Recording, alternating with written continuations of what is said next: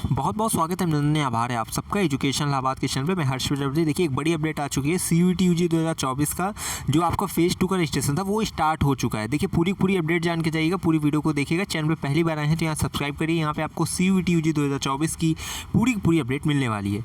देखो ध्यान से सुनना है। देखो यहाँ पे देखो लिखा हुआ है पाठ्यक्रम चयन और शुल्क भुगतान चरण 2, ठीक है, 2 अगस्त से 12 अगस्त तक खुला है। यानी कि जो अब आपका कोर्स सेलेक्ट करना है और फीस पेमेंट करनी है वो आपकी 2 अगस्त से 12 अगस्त तक के लिए ओपन हो गई है। ठीक, अब देखो इलाहाबाद विश्वविद्यालय ने स्नातक पाठ्यक्रम चयन और शुल्क भुगतान के लिए कॉमन यूनिवर्सिटी एंट्रेंस टेस्ट का दूसरा चरण शुरू कर दिया है। 2 अगस्त 2024 को शुरू हुआ यह चरण 12 अगस्त 2024 तक खुला रहेगा, जिससे छात्रों को अपनी पाठ्यक्रम वरीयताओं को अंतिम रूप देने और आवश्यक शुल्क लेन देन को पूरा करने का अवसर मिलेगा। देखिए आप लोगों ने मल्टीपल रजिस्ट्रेशन किया है तो प्रत्येक रजिस्ट्रेशन में जैसे अगर BA के लिए किया है, LLB के लिए किया है, मतलब BLLB के लिए किया है, BSc के लिए किया है, अब जाके आप अपना कोर्स सेलेक्ट करेंगे और फीस वहाँ पेमेंट करेंगे। अलग अलग रजिस्ट्रेशन के लिए अलग अलग फीस आपको पेमेंट करनी है। आगे चीज़ें जानते हैं। इलाहाबाद विश्वविद्यालय में प्रवेश पाने के इच्छुक छात्रों के लिए घोषणा महत्वपूर्ण है क्योंकि यह नामांकन प्रक्रिया में एक महत्वपूर्ण कदम है।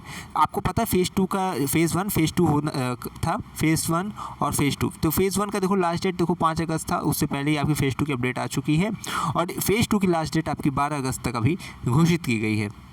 यहाँ तो कुछ चीज़ें और समझाई गई कि क्योंकि विश्वविद्यालय सभी भावी छात्रों से आग्रह करता है कि वे इस अवधि का लाभ उठाएं ताकि यह सुनिश्चित हो सके कि उनका प्रवेश सुरक्षित है और सभी वित्तीय दायित्व किए गए समय सीमा के भीतर पूरी हो सके। यानी कि आपको अपनी फीस पेमेंट वगैरह जो डेट बताई गई उसके अंतर्गत करना है। देखो 5 अगस्त तक 2024 तक बढ़ाने की घोषणा की गई थी जो आपका फेज़ 1 का रजिस्ट्रेशन था, ठीक है। प्रोफाइल अपडेट पंजीकरण की अंतिम तिथि 5 अगस्त 2024 तक बढ़ा दी गई थी और छात्रों की उच्च मांग के कारण इलाहाबाद विश्वविद्यालय में स्नातक प्रवेश के लिए पंजीकरण प्रोफाइल अपडेट की अंतिम तिथि बढ़ाई गई थी। यह विस्तार CUET UG 2024 के माध्यम से प्रवेश लागू होगा। पंजीकरण की नई अंतिम तिथि 5 अगस्त 2024 है।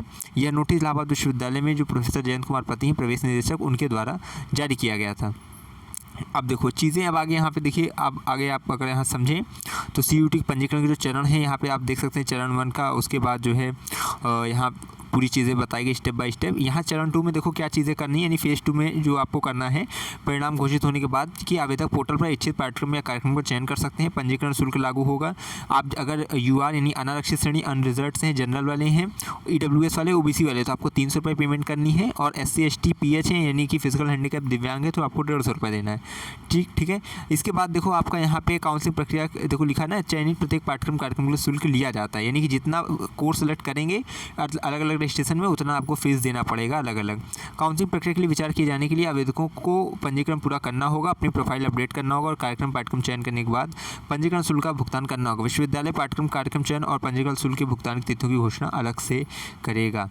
ठीक है, वो चीज़ें देखिए अभी ऊपर आपको बता भी दी गई है, उसके लिए परेशान नहीं होना है। बाकी यहाँ पे देखो लिंक दिया गया जो कि आपको डिस्क्रिप्शन में मिल जाएगा।